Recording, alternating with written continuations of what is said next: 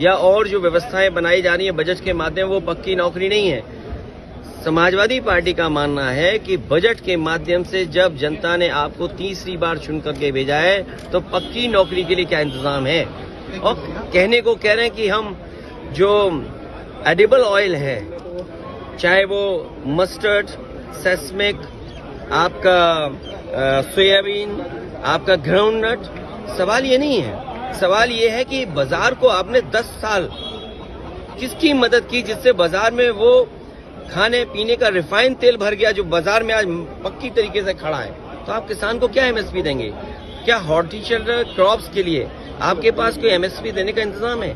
किसान तो एमएसपी मांगना चाहता है, आप एमएसपी देना नहीं चाहते हैं। हॉर्टिकल्चर जो क्रॉप्स हैं, क्या उसके लिए एमएसपी की आपके पास तैयारी है? अगर हॉर्टिकल्चर क्रॉप्स के लिए आपको एमएसपी की तैयारी नहीं है और आप फसल की तैयारी नहीं कर रहे हैं, आप एग्रीकल्चर इंफ्रास्ट्रक्चर के लिए आपने पिछली बार भी कहा था कि 1 लाख करोड़ रुपए हम दे रहे हैं। अगर मंडियां नहीं बनाएंगे, ये सरकार बताए कि यूपी में अगर एक भी मंडी बनाई हो तो जो मंडी नहीं होगी किस स्थान पर किसान ले जाए अपनी फसल की कीमत पाएगा?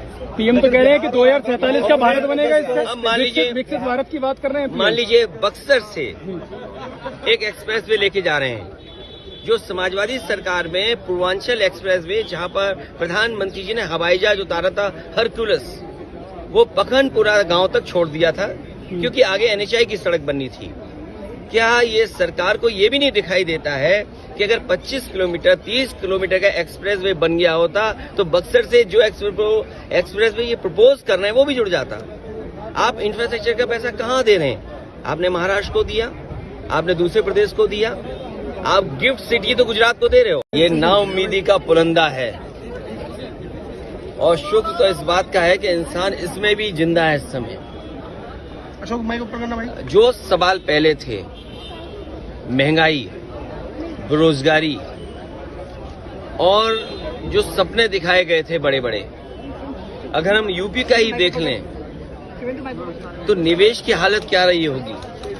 और जो बातें आंकड़ों के हिसाब से बड़ी बड़ी कही जाती हैं, जो इनके प्रोजेक्ट चल रहे होंगे वो प्रोजेक्ट कोई समय पर पूरा नहीं हुआ है इनका।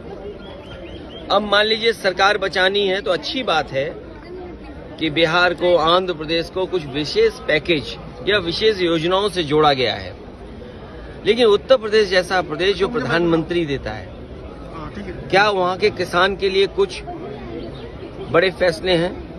किसान की फसल की पैदावार, उसकी कीमत के लिए क्या कोई इंतजाम है?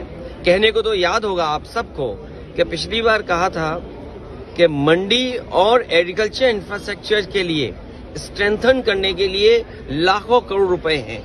अगर वो इंफ्रास्ट्रक्चर स्ट्रेंथन हुआ था तो इसका मतलब किसान की आय दोगुनी होनी चाहिए या किसान की आय बढ़नी चाहिए थी, वो तो नहीं बढ़ी। तो किसान के साथ संकट पैदा किया इन्होंने। बेरोजगारी इन्होंने बढ़ाई है। 10 साल में जो इतनी बेरोजगारी बढ़ गई उसको कैसे कम करें, और वो भी आधी अधूरी नौकरी से। आप 2 साल की, 1 साल की या कुछ ट्रेनिंग करा करके नौकरी या रोजगार का सपना दिखा रहे हैं। देश का नौजवान अपना भविष्य बनाने के लिए पक्की नौकरी चाहता है, और फिर जो आधी अधूरी नौकरी है, क्या उसमें आरक्षण होगा? क्योंकि सरकार तो पीठ थपथपा रही है कि 10 लाख से 20 लाख मुद्रा लोन कर दिया और युवाओं के लिए इंटर्नशिप। मैं आपसे कह रहा हूं कि इंटर्नशिप परमानेंट नौकरी नहीं है।